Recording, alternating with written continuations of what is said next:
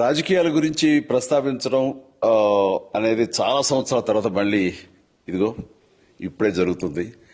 దానికి ప్రధానమైన కారణం తమ్ముడు పవన్ కళ్యాణ్, అలాగే చంద్రబాబు నాయుడు గారు తెలుగుదేశం నుంచి, బీజేపీ నాయకత్వం వీళ్ళందరూ ఒక కూటమిగా ఏర్పడ్డారు. అది చాలా సంతోషం, మంచి పరిణామం.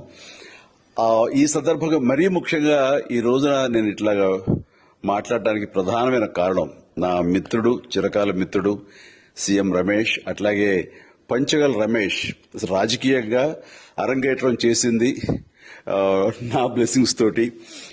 అది తను ఆ రోజు నుంచి ఈ రోజు వరకు కూడాను ఎక్కడున్నా నా దీంట్లోనే ఉంటుంటాడు. అలాంటి పంచగల్ రమేష్ అండ్ సీఎం రమేష్ గారు వీరు నాకు కావలసిన వాళ్ళు ఇద్దరు కూడాను అనకాపల్లి కాన్స్టిట్యున్సీ లో ఎంపీ క్యాండిడేట్ గా, అలాగే పెందుర్తి ఎమ్మెల్యే క్యాండిడేట్ గా వీరు నిలబడటం అన్నది నాకు చాలా సంతోషంగా ఉంది. ఎందుకంటే ఇద్దరు చాలా మంచి వాళ్లే కాకుండా సమర్థవంతులు. ఇలాంటి వాళ్ళు అలాంటి కాన్స్టిట్యున్సీకి, దాని అభివృద్ధికి ఎంతగానో దోహదపడతారు అన్న నమ్మకం నాకు చాలా ప్రగాఢంగా ఉంది. ముఖ్యంగా సీఎం రమేష్ గారికి కేంద్రంతో ఉన్నటువంటి సంబంధాలు, అనుబంధం ఇది మరీ మరీ ప్రత్యేకం. నాకు అది ఎప్పటి నుంచో తెలుసు. వారి గురించి నేను వింటూనే ఉన్నాను, చూస్తూనే ఉన్నాను.